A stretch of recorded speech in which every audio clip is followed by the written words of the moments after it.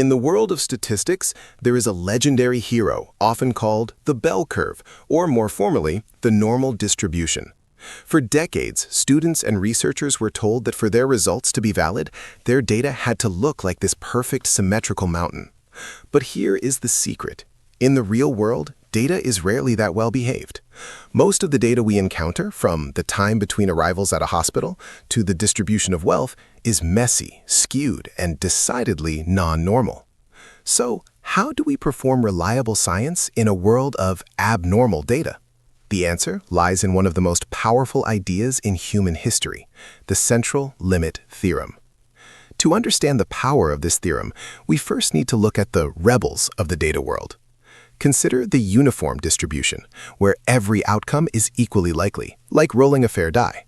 Or the exponential distribution, which describes the time between independent events, like radioactive decay or customer service calls. It starts high and drops off quickly. Then there's the Pareto distribution, often seen in economics, where a small percentage of the population holds the vast majority of resources. If you were to look at these graphs, you'd see no symmetry and no bell. Yet the Central Limit Theorem claims that these shapes don't matter as much as you think. The Central Limit Theorem, or CLT, states that if you take sufficiently large random samples from any population, regardless of its original distribution, the distribution of the sample means will follow a normal distribution. This is a mathematical miracle. It means that the average of the averages creates order out of chaos. Even if the underlying population is skewed or flat, the sampling distribution of the mean will center itself around the true population mean, mu, and take on that iconic bell shape as the sample size increases. Let's visualize this process step by step. Imagine we have a highly skewed population, like the exponential distribution. If we take a single sample of one individual, n equals 1, our distribution of means is just the original distribution, still very skewed. But watch what happens when we increase our sample size to n equals 5. We take 5 random points, average them, and plot that average. Already, the peak starts to move away from the edge. When we reach n equals 30, a magic number in statistics, the transformation is nearly complete. The sampling distribution now looks like a perfect normal curve.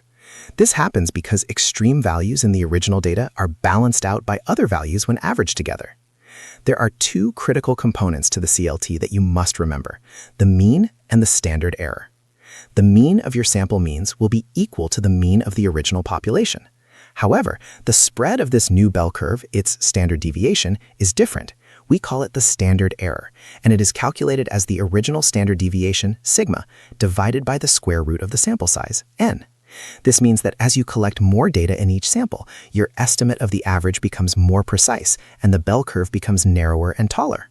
This is why larger studies are always more reliable than smaller ones. Why does this matter for you? It means you don't always need normal data to use powerful statistical tools like t-tests, z-tests, or confidence intervals. Because of the CLT, as long as your sample size is large enough, usually n equals 30 is the rule of thumb, you can treat the mean of your data as if it came from a normal distribution. This allows engineers to predict machine failures, economists to forecast market trends, and medical researchers to validate new treatments, even when the raw data is wildly unpredictable. The Central Limit Theorem is the bridge between the messy reality of nature and the elegant precision of mathematics. In conclusion, the Central Limit Theorem is the great equalizer. It liberates us from your requirement of perfect data and provides a robust framework for inference. Whether you are dealing with Poisson, binomial, or completely unknown distributions, the CLT ensures that the truth eventually converges into a predictable pattern. As you move forward in your data journey, remember, it's not the individual data points that need to be normal. It's the way we aggregate them that reveals the underlying truth.